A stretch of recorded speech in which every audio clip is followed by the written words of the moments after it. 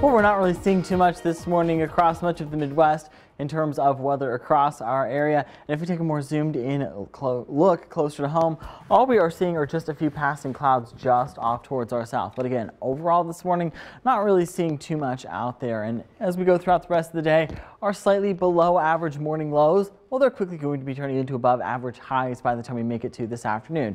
And we also are tracking the chance of a few showers and thunderstorms, especially as we get into the latter half of the work week. But I really don't think you're going to have to worry about too much in terms of shower activity over the next couple of days. Right now, you're taking a live look in Metropolis, where it does look like that sun is just starting to come up on the horizon, and temperatures across much of our region are into the upper 20s, and then we're still in the lower 30s for Paducah and Cape Girardeau. It looks like Poplar Bluff is our only location this morning that is still above freezing. And when you factor in the wind chill, some of us are just feeling a few degrees cooler than the actual air temperature due to winds that are currently out of the south-southeast at about 5 to 6 miles per hour in some locations, but other locations are seeing calmer winds. And as we go throughout the rest of the day, we're going to be seeing quite a bit of sunshine across much of our region, and temperatures that are going to be in the mid 40s by 9 a.m., mid to upper 50s by lunchtime, and we should be hitting the low to mid 60s by the time we make it to this afternoon with completely sunny skies. So it will be quite a nice day out there, very spring-like, and by the time we make it to 9 o'clock tonight, we will still be hanging in the lower 50s. And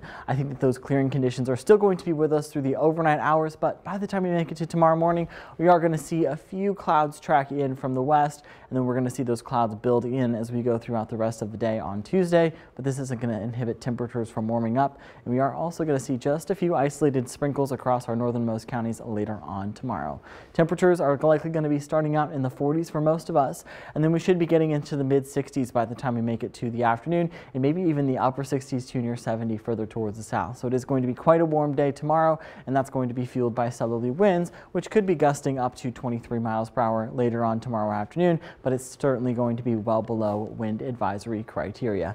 Temperatures by the time we make it to Wednesday and Thursday are likely going to be topping out in the mid 70s, which is about 17 to 18 degrees above where we should be for this time of year. And by the time we make it to Friday, we're going to still be into the upper 60s. You are going to want to keep that Storm Track 3 app handy, because we are keeping an eye on our next system, which is going to be bringing isolated chances for showers and thunderstorms Wednesday and Thursday, and scattered showers early Friday morning. But the good news is I think the severe weather is going to stay well towards our south, and we're just going to be left with general showers and thunderstorms, and we could see upwards of an inch in our southernmost counties with the system, but it's certainly something that we are keeping an eye on. Overall, today, temperatures are likely going to be topping out at about 64 degrees, 63 degrees depending on where you are, 68 for tomorrow, 72 for Wednesday, 73 for Thursday, 67 for Friday, 62 for Saturday, 57 for Sunday, and then we're going to see a slight cool down by the start of next work week, with a high of 47 expected for Monday before they quickly rebound into the mid 50s for next week. But it's going to make